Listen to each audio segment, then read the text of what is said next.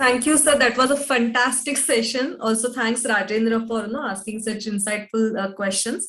And now, before our next session, we would like to take a break for 5 minutes. So, refill your coffee or tea mugs, and we'll see you in 5 minutes at 6:05. See you soon.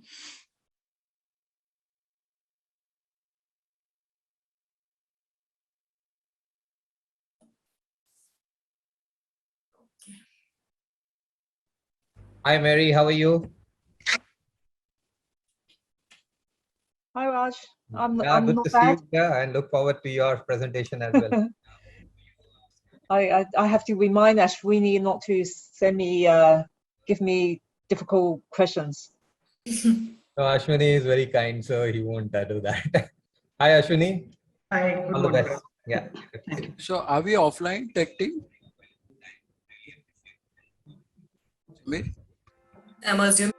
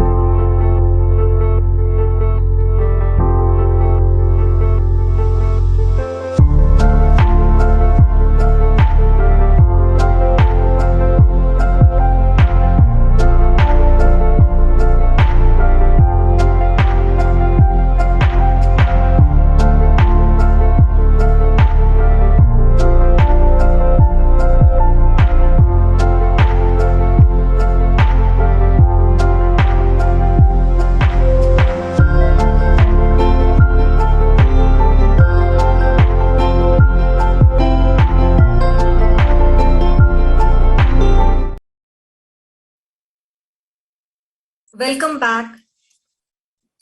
So the definition, roles, and effectiveness of independent directors vary from country to country because of differences in regulations as well as the overall corporate and cultural environment. Our next speaker, Mary Leung, has co-authored an in-depth research paper on independent directors in Asia Pacific, and she has graciously agreed to share her insights with us today. This session will be moderated by Mr. Ashwini Damani. By qualification, Ashwini is a chartered accountant and CFA chartered holder. He is a senior research analyst at Ratnabali Family Office. He has close to 12 years of experience in financial reporting and control and has been an active investor for years. He specializes in forensic accounting, corporate governance, and corporate laws. He actively participates in CFA Society's research and advocacy activities. He has also submitted research to various regulatory authorities on topics related to best practices in corporate governance. The recent one being a study in related party transactions in India. Welcome, Ashwini, and over to you. Good evening, everyone. It's my pleasure to introduce Mary Leung.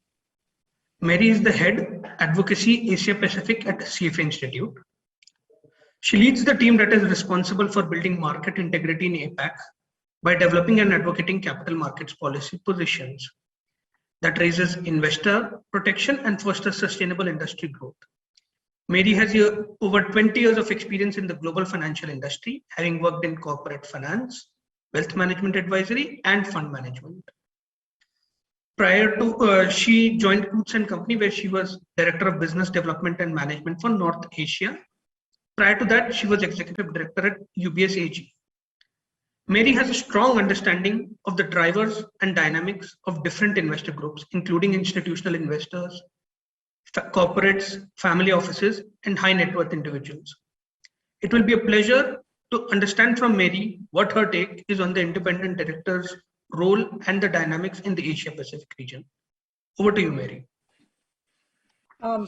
Thank you, Ashwini, for that introduction. And I just want to start with a big thank you to the CFA Society in India for hosting me tonight and giving me this opportunity to talk about independent directors in Asia Pacific. So today I'm hoping to cover an overview of the report that we have just published on independent directors in the region and how we approached this research, some of the key issues we encountered before taking a look at some of the markets that we cover in the research. I'm hoping that even though I'm about a few thousand miles away, that we can still make this an interactive session. So I have prepared a few polling questions, which I hope I can get you to participate. So here's polling question number 1. What, in your view, is the optimum number of independent directors on a board? Is it A, the more the better, B, at least 50%, C, you really only need a couple because otherwise decision making will take too long, or D, well, it doesn't really matter because they're all mates of the controlling shareholder anyway. So if you can input your answers, I will share the answers with you.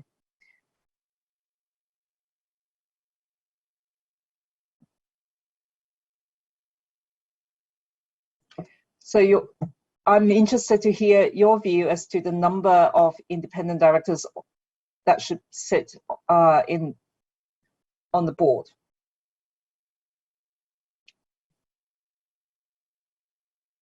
And it's not a trick question.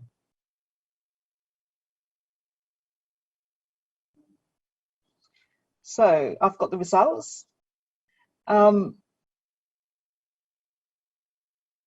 At least quite a few of you, the majority of the audience is selecting at least 50%. That's the most selected answer, followed by you only need a couple. Otherwise, decision making will take too long, and followed by the more the better. I don't think we had any answers for D. Okay, so that's interesting. Let's move on because I think I'm not sure there's a right answer to it, but CFA Institute obviously has a view on this. So without further ado, let's look at the report. So the Independent Directors in Asia Pacific report is an update to our 2010 report, which at the time covered Hong Kong, India, the Philippines, and Singapore. This time, we revisited 3 of the markets, Hong Kong, India, and Singapore, and added Australia, Japan, and Malaysia. And in particular, we explore the effectiveness of regulatory reforms in strengthening in strengthening the boardroom and issues limiting director independence, and how important it is to have an independent chairperson. Here's what the report looks like. It's available to download via the QR code or the link. So how did we go about undertaking the research? Well, essentially, we combined qualitative research and quantitative analysis.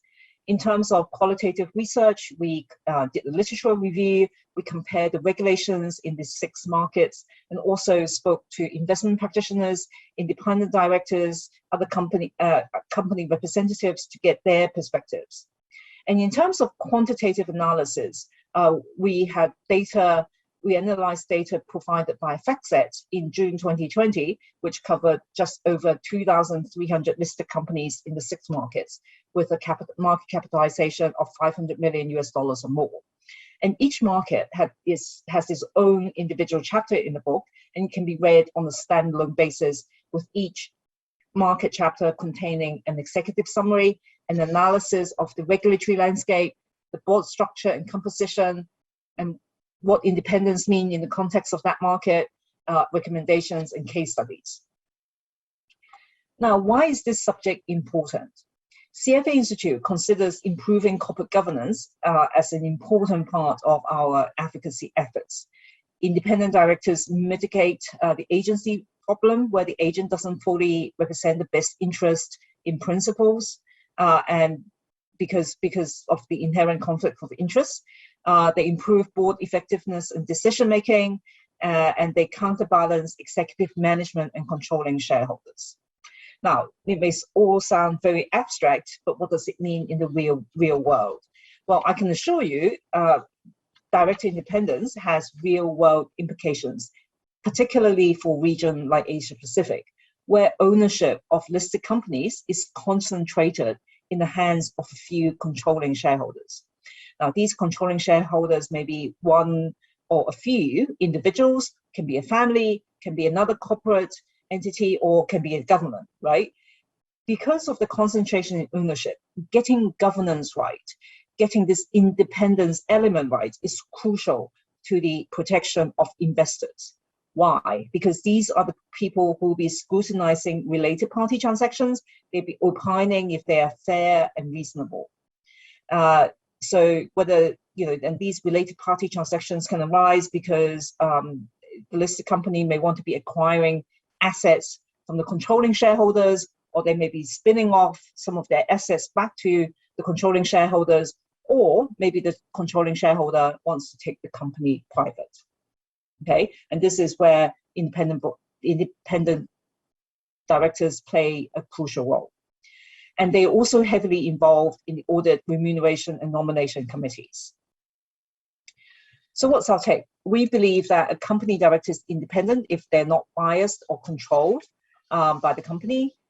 They should constitute a majority of the board. So for those of you who selected 50%, or at least 50%, thank you. I think we are in line.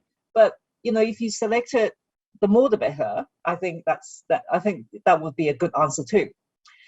Also, independent directors should play a significant role on board committees. The chair of the board should be an independent director, and the cooling off period should be, to be considered independent, should be not less than 5 years. Now, item 2 and 4 about the majority of the board being independent and the chair being independent. This is actually what we recommended in our report over 10 years ago. Now, there's been some progress, but some markets are looking more promising than others, as we'll see. So during the course of our research, we found quite a few issues. And one would have thought that after all these years, there would be clear answers to them. No, okay? Corporate governance, or the quest for an effective board, is an art rather than a science. And regulators and stock exchanges have been bending over backwards to define independence and measuring it. But it is very difficult to know if they're making things better or worse in any given boardroom, because we tend to look for concrete ways to solve a problem that's quite abstract. And at the end of the day, it's the board itself that decides what purpose it wants to serve. Now, there are obviously legal and regulatory constraints that impact board composition. But beyond that, it still leaves quite a bit of room for the board themselves to interpret and decide how it can add the most value. So the report focuses on how each market approaches and answers the issues and what's considered adequate and possible in the business environment of each market. And it's important to remember that the understanding and the approach to these issues constantly evolves, and what may work for one market may not work for another, although in some areas there's a high degree of consensus of what is international best practice. So before I move on to the next session, I have a couple more polling questions for you. Here's polling question number 2. As the controlling shareholder of a listed company, who can you appoint to your board as an independent director? Is it A, your best friend or your family members? B, the CFO's best friend or family members? C, a partner in the law firm or the audit firm that we use?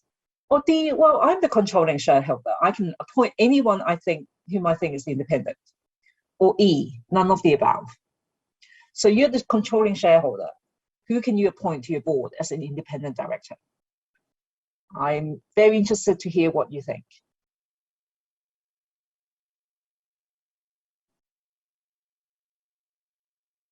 So yes, it's not unusual.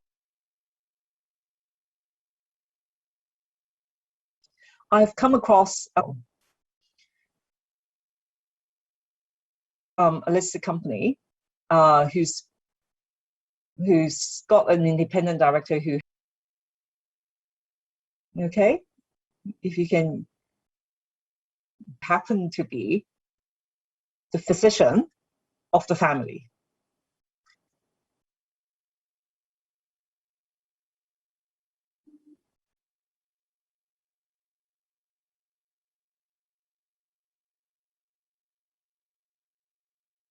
So I see that the answers are coming in. So I'll give people a few more seconds.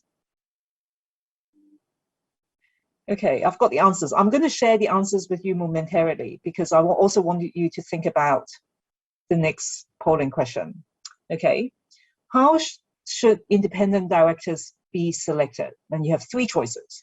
A, only independent shareholders should be able to vote. That's the only way to ensure independence. B, all shareholders, regardless of their shareholding, large and small, they should have a right to vote for directors. Otherwise, controlling shareholders should not be disenfranchised. C, 2-tier voting, a combination of majority and majority of minority votes. So you have 2-tier voting, controlling shareholders get to vote in one block, but minority or public shareholders get to vote separately as well. So which one do you think is the right approach in selecting independent directors?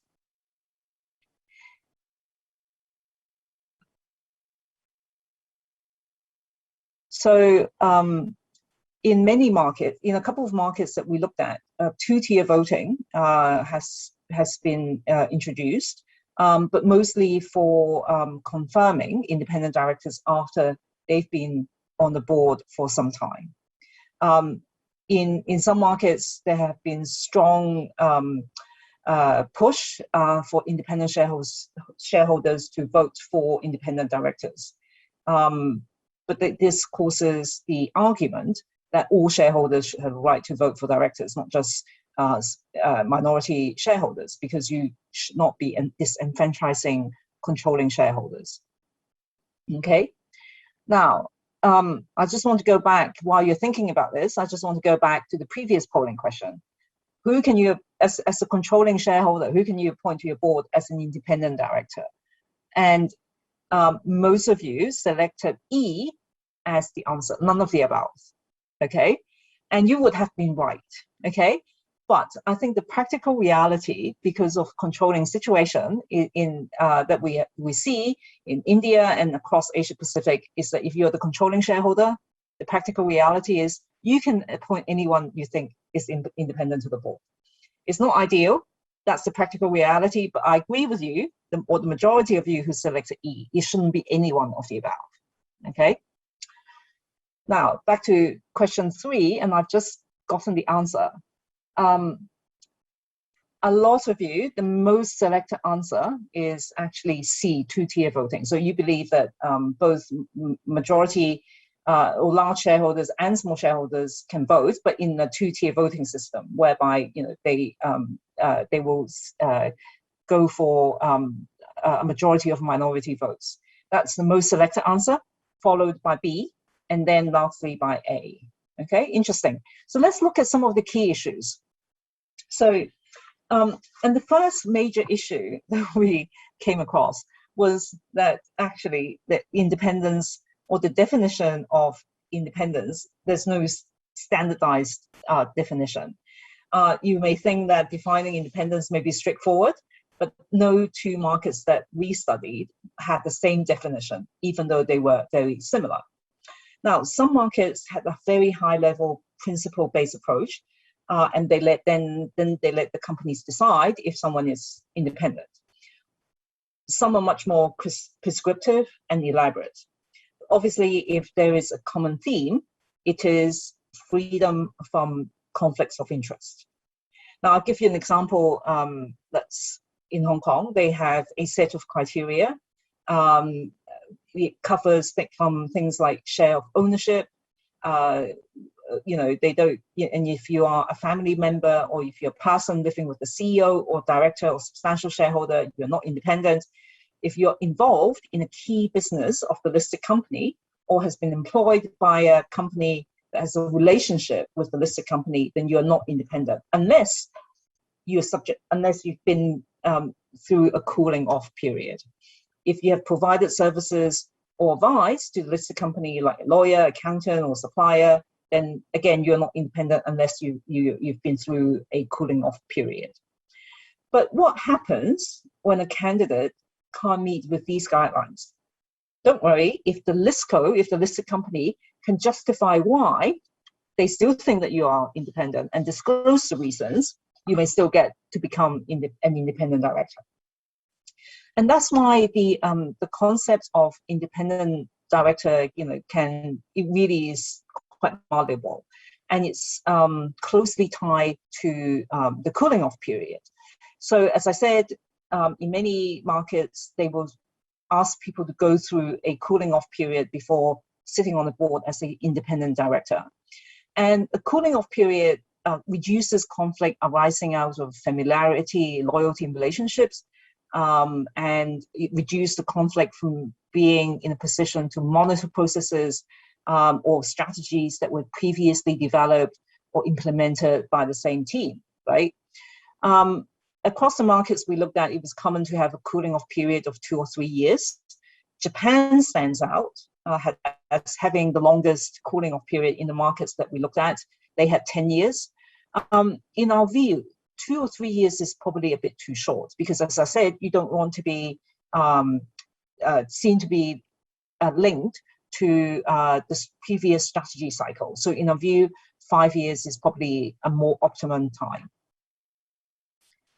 And then we come to minimum representation. So how many independent directors make for an effective board? And I hear from the audience that you think it's 50% or at least 50%. We recommend that a majority of board directors be independent, but there's actually a lack of consensus on the minimum representation of independent directors on boards. Now, management naturally prefers to have insiders on the board because these people understand the business better, they have similar views as the management, and therefore it's probably important to actually prescribe a minimum. Actually, not many companies go beyond the minimum, even though practice and research shows that boards with a high percentage of independent directors actually are more effective. Now, if I look at across Asia Pacific, most company, the requirement is two independent directors or 1/3 of the board. And the requirements are higher for larger companies or for those companies where the chairperson is not independent. And if I look at Australia, they do have a majority of independent directors across all their listed companies. Australia is probably the leader in that sense. I think 3 markets on average have majority independent directors on their boards. In addition to Australia, Singapore, Malaysia actually look quite good on that front. India is close, but not quite. And Hong Kong is doing the minimum requirement, which is for Hong Kong, which is 3 or 1/3, whichever is higher. So you look at their number, which I'll show you later, it's about 1/3, it's about 33%. Now, this slide talks about independence of the chair. Should the board chair be independent? Our recommendation is for separation of the roles of CEO and chair of the board, and that the chair be an independent director. That said, the value of the separation of the roles of chair and CEO is not universally recognized. In some companies, they still have the same person, and even if they're not the same person, the chair is rarely independent. Now, in many markets, there are no requirements for the chair to be independent. What that means is that a company can have a chair who is a part of the executive team or be a controlling shareholder. And this was really dilutive to the corporate governance code, on this purpose to ensure that there's good governance. So why do we think that independent chairs are better? Well, ultimately, it's about accountability and checks and balances. So shareholders are better served when the board is led by an independent chair, right? Otherwise, CEO's power will be unchecked. And if you have an independent chair, they are more effective in overseeing CEOs and executives without undue management influences. Now, in Singapore, if the company chair is not independent, then they need to appoint a lead independent director. And it's a concept that is getting hold in many markets, having a lead independent director or lead. Nomination, removal, and resignations. Now, how do you ensure nomination and appointment of the best candidates for independent directors? As I said, when you have a controlling shareholder, they typically have influence in the nomination process. And so one questions as to whether the nomination process reflects a fair pipeline, produces a good pipeline of independent directors for the board to choose. So alternative voting methods has been talked about. The audience today has wisely selected the 2-tier voting system. The other thing is also resignations. Sometimes independent directors resign for so-called personal reasons, but it causes a lot of anxiety with investors because they feel that they do not really get a sense of what's driving the departure, and that affects shareholder value and the share price. The level of diversity on boards also varies across markets. Now, board diversity is not limited to gender. It also includes age, culture, educational background, professional experience, but many people do see gender as the start of the journey, as a proxy to board diversity. And in terms of gender diversity, Australia and Malaysia are the leaders here. They have about a quarter of board directors that are women. Hong Kong and Singapore lag around 13%, and Japan is only at about 6%. A word on Singapore and Hong Kong. Both exchanges have sought to enhance diversity. They both launched consultations earlier in the year to ensure that companies look at diversity in a much more serious way. And in Hong Kong in particular, their consultation was really about upgrading their corporate governance code. But with regards to diversity, what the Hong Kong Stock Exchange said was that single gender board is no longer acceptable. And what they effectively did was to put a target of one female director on every board. Okay, that's actually a leaf straight out of India's book. Okay, I know India's been on that journey since I think 2012, right? So diversity is something that a couple of the financial centers in the region are really focusing on. But it's also important to note that diversity needs the parallel commitment of inclusion if it's to deliver the superpower it should be. Now, before I go to the last slide of this session, I wanted to launch the final 2 polling questions about independent director, how long an independent director should remain on the board. So polling question number 4 is about how long should an independent director remain on the board and still keep their independence. Is it A, not more than 8 years, B, 8 to 10 years, C, 11 to 15 years, or is your view that once they're independent, they will always be independent? So this is an interesting one for tenure because I have come across with a long tenure, understand the business and the industry better, and they also an independent director who has sat on the same board for 27 years, and they're more effective. But on the other hand, the concern is that long 27 years, and he's still an independent director for that same company. And tenure directors can become entrenched, and they may become indifferent to shareholder concerns. So the discussion is, of course, that independent directors and just be a yes man, right? And that's not what we want. So what's the right balance in terms of effectiveness on the other hand and prevention of entrenchment on the other? So this is a question that we're dealing with. So there's some interesting research out there that suggests, a certain number. I'll share that with you in a bit. Has everyone voted?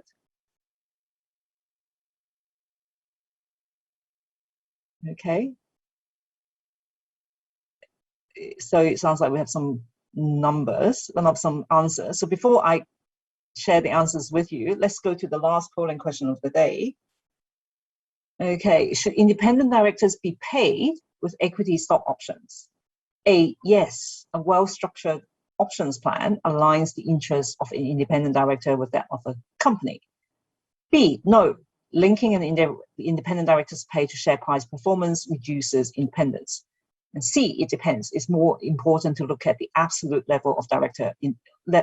I'm sorry, there's a typo here. It's more important to look at the absolute level of director pay. Okay, so I apologize for that. So it's yes, no, it depends. Again, remuneration is an interesting one. Consensus is lacking on how independent directors should be remunerated. And the issue about remuneration is that there are 2 issues. Basically, one about level, one on the structure. And at the when it comes to the level, I think we would probably mostly all agree that how much someone gets paid is a reflection on the job's demands, its complexities, the level of responsibility and liability, time commitment, skill sets needed. But if directorships are a predominant source of income, independence may be compromised. Okay, and indeed, we were speaking to one independent director. We asked him how he maintained his independence, and he said, "Well, I don't rely on my pay for anything." So, and that's how, in his view, that's how he could maintain his independence. But obviously, not every independent director is like that. So it's very hard. And and there are 2 schools of thought when it comes to options. I've spoken to people who absolutely think that options has no position, no place in the pay of an independent director, because you don't want them to be swayed in any way by the short-term performance of the share price. Okay, let's go back to the let's go back to the previous question. Okay, how long should an independent director remain on the board? Most of you, the topmost selected answer is A, not more than 8 years. And that's followed by 8 to 10 years. And actually, the third most selected answer was D, once independent, always independent. So you must be friends with the person I met who had been on the same board for 27 years as an independent director. Okay, now, and for this one, interestingly, the most selected answer was no. Okay, most of you selected B as the answer, saying that linking an independent director's pay will, with to share price performance, will reduce independence, and that's followed by C. It depends. Okay, and so this is the final slide. I think I covered off some of the issues on remuneration and on tenure.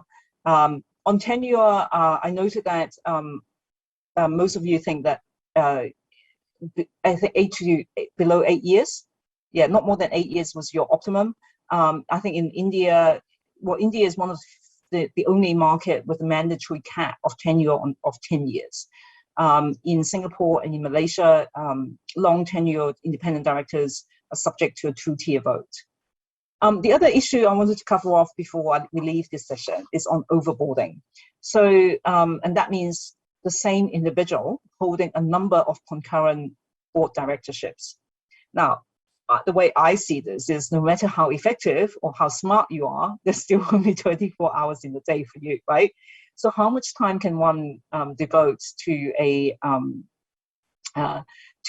company if they have concurrently many other commitments? But so the interesting thing is the means to curb overboarding is actually quite different among different markets. As I said, there's a hard limit in India. So there's a hard limit in India. I think it's 5 directorships. There's also a hard limit in Malaysia, but there are none in Australia or Japan.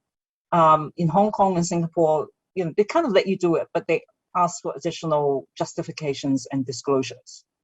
Okay, so again, different markets approach it differently.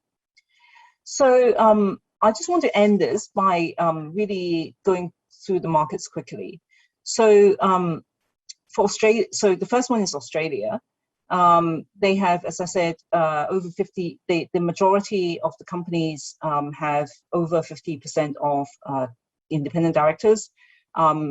Separation of chair and CEO is nearly ubiquitous, and gender diversity is actually looking, you know, for Australia looks quite good compared with the rest of the region at 30%.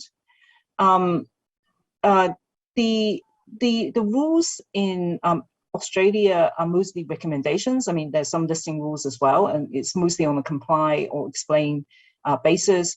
But the power of investors, the power of asset owners in the form of super funds actually are moving along corporate governance quite nicely in Australia in the absence of very prescriptive rules.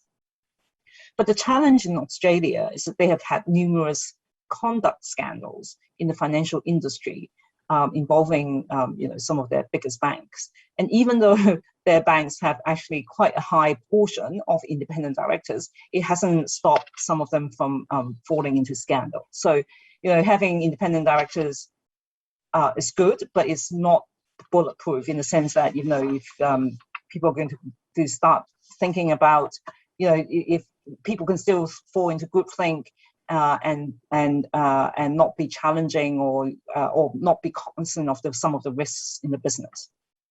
So that's Australia. So in India, director independence is almost 40%. Chair CEO separation is 71%. Gender diversity, oh, sorry, this is Hong Kong. Director independence is 38%. As I said, in Hong Kong, the minimum requirement is 1/3. So Hong Kong is doing just a little bit better than the minimum requirement. 70% of companies have chair and CEO separation, and gender diversity is 13%. And this number has been highlighted in many governance and ESG forums because, you know, Hong Kong as an international financial center should be doing a lot better than this. The other thing that I wanted to talk about is the cooling off period. Their cooling off period is actually also quite short, at one to 2 years. And the challenge with a market like Hong Kong is that many of the companies are controlled by a single largest shareholder. So there is quite a bit of concern that independent directors, whether independent directors can keep their independence, or whether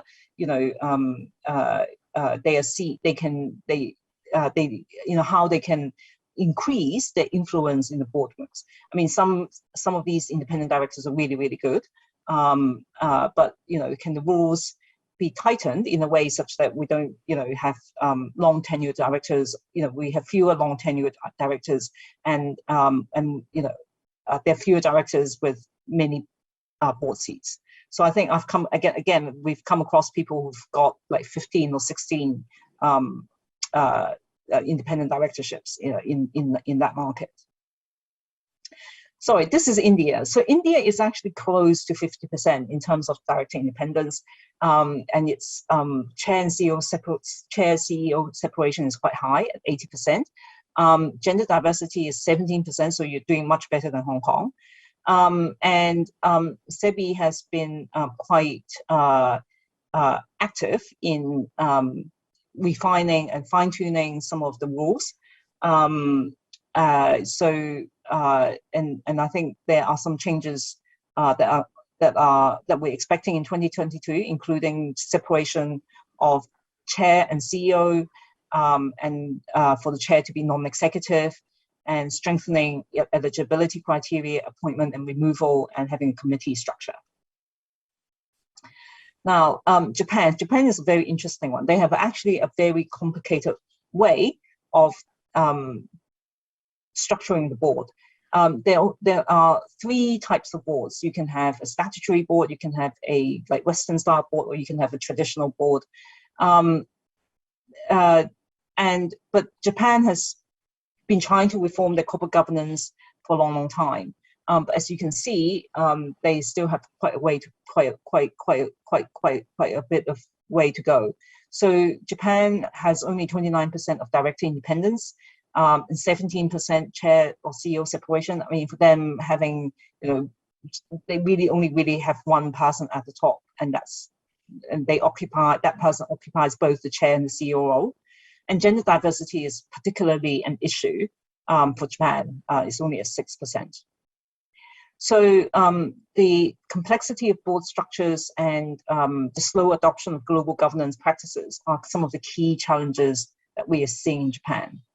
But having said that, I think since we did the study, since we published the study, they have revised the corporate governance code, and for some of the larger companies that are listed on the prime market, they are raising the governance standards. So they're now asking for a minimum a third of independent board directors. They are also asking for this establishment of nomination and remuneration committees.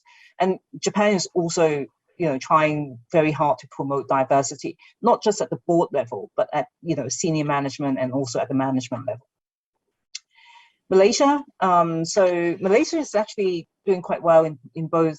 In all 3 key metrics that we were looking at: director independence, chair CEO and separation, and gender diversity. Malaysia was one of the first markets that set targets on women directors. So they recommended a 30% target for women.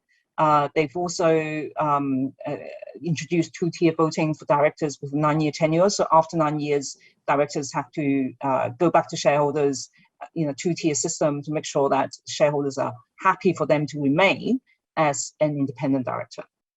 And they have a tenure cap. 9 years is recommended, but they allow it up to 12 years.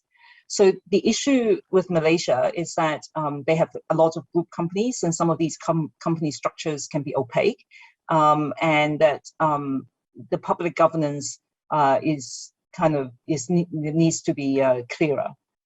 So that's Malaysia. And lastly, on Singapore, they're also doing quite well, marginally better than Hong Kong in terms of gender diversity, but much better on director independence and chair and CEO separation. So one thing about Singapore is if your chair is not independent, then you need to appoint a lead independent director. Also, your board, you need to have a majority of independent directors on the board if your chair is not independent. And that's how director independence has been pushed up. But again, like Hong Kong, they also have a high number of family-owned or government-controlled companies. So that's one challenge. So we had recommendations that were specific to some of the markets, and but I think in a very broad sense, we believe that a majority of directors on the company board should be independent. CEO and chair should be separated. Diversity should be promoted. And given a chance, independent directors should engage with shareholders, and they should be adequately trained. So these were some of our recommendations that were contained in the report. And that brings me to the close. So over to you, Ashwini. Thank you, Mary. It was an insightful session. It was nice to learn about the experience across various countries. Sometimes sitting in one region, we do not understand the problems or the solutions which are being applied in other countries. So that's helpful, and that would help us in our growth. We have a couple of questions, Mary. The first question is, do you think that a unified global code, just like we have JIPs, so do you think that a unified global code for independent directors would be beneficial for companies operating in multiple geographies? I think there should be global principles, but I think, and you can call it a code, but I think that there are, international best practices, and those are always easy, always good to make reference to. But I do think that the ownership structure in each market is different, and there are also different laws and regulations. So it's very hard to construct, a set of rules that will be applicable or practicable in each and every market. So I think it's helpful to have some global principles in relation to corporate governance, and people like OECD and the ICGN, they have done a lot of work on that front, and I think those are a very good reference point. But at the end of the day, it's up to each market to implement the rule, the detailed rules the way they see fit. That's nice. Have we also done some study where we could probably correlate the regulations, the strictness around the regulations around of independent directors and the corporate governance standards in that country? I mean, if we are more stricter with independent directors, or more number of independent directors are there on the board, then the overall corporate governance standards also improve.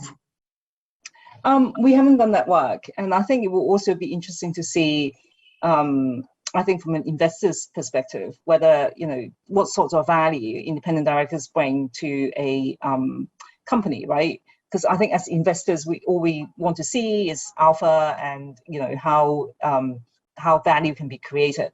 And I think it's actually something that's very difficult to measure, because you never know what happens in a boardroom, and how effective, how to evaluate a board's effectiveness and compare it, across different companies. So I think that's quite tricky. But I'm sure, I've come across some studies, but I think it will be something that would be quite interesting to see if someone can pull that off.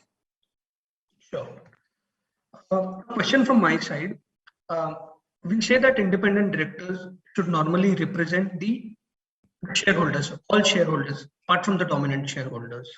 That's the purpose for them to exist. But most of the times, and especially in India, we see that they are appointed by the board, not by the shareholders as such. It is human nature that we will have more proximity to people who appoint us. So if the independent director is being appointed by the board, it is human nature for them to expect them to be more proximate to the board itself, and not to represent the shareholders. How do we deal with this situation?